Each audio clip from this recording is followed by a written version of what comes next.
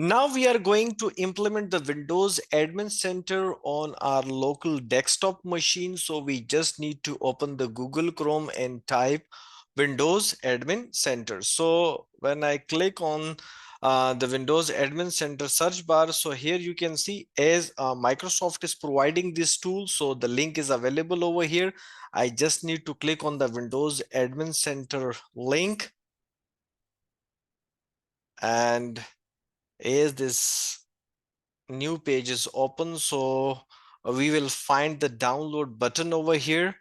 So here you can see Windows Admin Center download now. So I have already downloaded this tool over here. So it's here you can see it's a very tiny tool, about if I can see the size of this tool. So here you can see we have almost 100 MB of size. So I just need to initiate the installation process. So I double click on this tool and this process will be initiated soon. So we will find there are very simple options. We just need to click next, next, next, and the Windows Admin Center is working perfectly. Here you can see I need to accept the terms and conditions and click on the next button.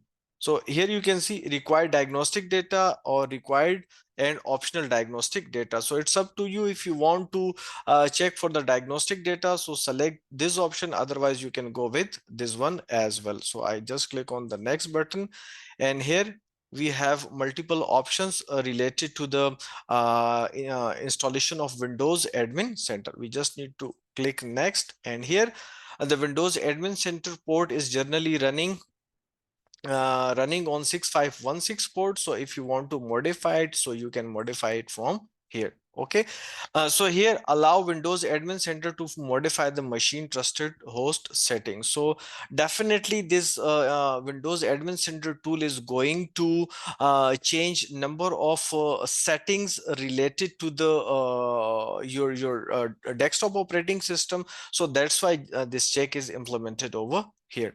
And here automatically update Windows Admin Center. So I just click on the install button, and within few seconds this installation will be completed. I just click on the yes button over here, and here you can see it's just copying some files, configuring the WinRM services, trusted host settings, and extracting the portal side files. So there are a number of steps this tiny tool is taking right now. So I'm going to pause the video and then we will initiate from here as well.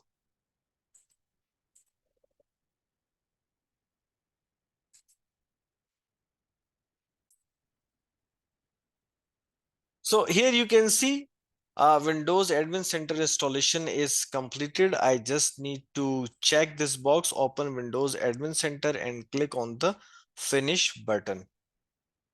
So as I have done with the installation process, so I'll wait to see the console of the Windows Admin Center. Here you go.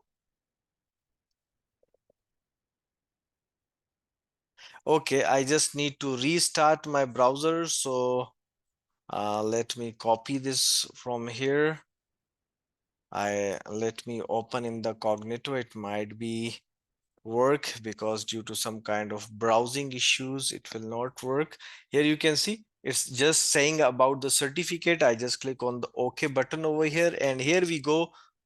The Windows Admin Center is now running over here. We will see other steps in the coming video, but right now here you can see the installation process is completed. So within few clicks we installed the Windows Admin Center, and in the coming sessions we are going to explore all the features which we discussed in the last episode.